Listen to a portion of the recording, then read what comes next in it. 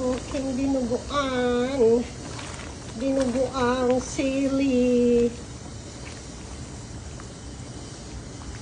Joke.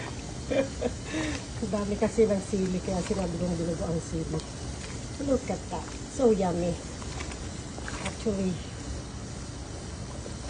ito ang paboritong pagkaing Pilipino ng aking afam. Gusto niya to. Kinakain niya to. Yan, alam niya rin kung ano ito. Kung hindi siya maarte. Hindi siya picky. Kinakain niya lahat. So, ito ang dinner namin kasama ng pinakbet. Okie-dokie. Thanks for watching. See? And be kind. Bye-bye.